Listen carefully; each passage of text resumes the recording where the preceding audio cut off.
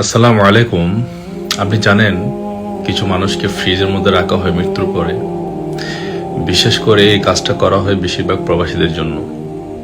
যখন তাদের মৃত্যু প্রবাস হয় তখন তাদেরকে ফ্রিজের মধ্যে রাখা হয় এবং পরে দেশে পাঠানো হয়। যখন তাদেরকে ফ্রিজের মধ্যে রাখানো হয় তখন আপনি একটা জিনিস চিন্তা করেন, আপনার চতুর্পাশে বন্ধ, ঠান্ডা, একদম শীতল ঠান্ডা। যেখানে আল্লাহ পাক বলেছেন একটা মানুষ যখন মারা যায় তখন তাকে যতক্ষণ দুনিয়াতে রাখা হয় কবর না দিয়ে ততক্ষণ সে কষ্ট পেতে থাকে। এটা কোরআন এবং হাদিস দ্বারা প্রমাণিত।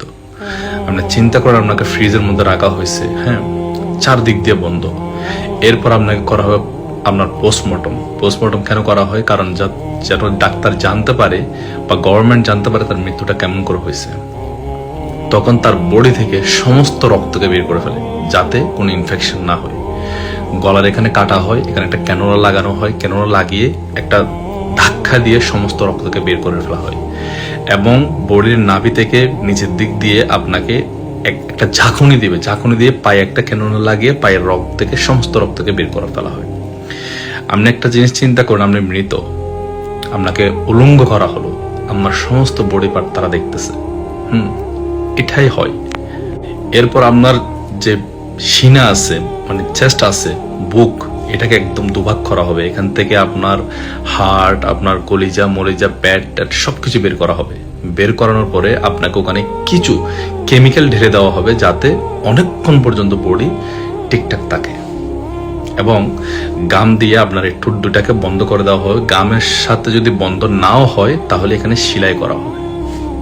হ্যাঁ, কিভাবে যেগুলো বর্ণনা করবো ভাই, আমার শরীর কাঁপতেছে এখনো পর্যন্ত।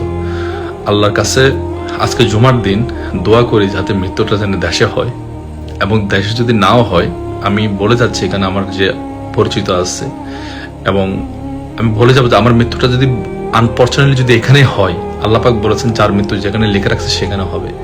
আমি তাদেরকে বলে যাচ্ছি যে আমার দাফনটা যেন এখানেই হয়, বুঝছেন? যার আমল নিয়ে শেষে দুনিয়া থেকে যাবে। হ্যাঁ, আমার আব্বা কিন্তু বাংলাদেশে, আমি এখান থেকে দোয়া করলে কিন্তু আমার দোয়াটা কিন্তু আব্বার কবর কিন্তু পৌঁছে যাবে। আমার সামনে যে কবর দিতে হবে বিষয়টা তেমন না।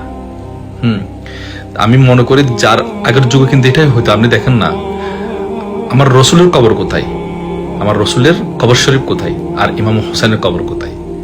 হ্যাঁ, তৎকালীন থেকে এটা প্রচলিত যে যেখানে ইন্তেকাল করতো তার কবরটা ওখানে হতো এবং ওখানেই হওয়া উচিত, ওখানেই হওয়া উচিত। আল্লাহ পাক সবাইকে ক্ষমা করুক। আসসালামু আলাইকুম। প্রবাসীরা তাদের জীবনের সুখ, শান্তি, আনন্দ, বেদনা সব কিছুকে বিসর্জন দেয় একমাত্র পরিবারের সুখের জন্য দূর প্রবাসে পাড়ি জমায়। তাদের মনে যে কষ্ট, তাদের জীবনে যে ভয়াবহ কষ্ট ধারণ করে লালন করে তারা বেঁচে থাকে শুধুমাত্র পরিবারের জন্য। অনেক প্রবাসীরা প্রবাসের মাটিতে মৃত্যুবরণ করেন। কতদিন যাবৎ হসপিটালের ফ্রিজিং রুমের মধ্যে আবদ্ধ থাকে। হাদিসে বর্ণিত আছে যে মানুষ মৃত্যুবরণ করলে যতক্ষণ পর্যন্ত কবরস্থ করা না হয় ততক্ষণ পর্যন্ত সে শাস্তি পেতে থাকে। আল্লাহ, প্রবাসীর মাটিতে তুমি কাউকে মৃত্যু দিও না, কারণ তাদের এখানে কেউ নেই। এখানে যদি কেউ মারাও যায়, এখান থেকে যে দেশে নিয়ে যাবে, অনেক ক্ষেত্রে এমনও হয় না, বেওয়ারিশ লাশ হিসেবে তাদেরকে দাফন করা হয়। আল্লাহ, তুমি তাদেরকে মাফ করে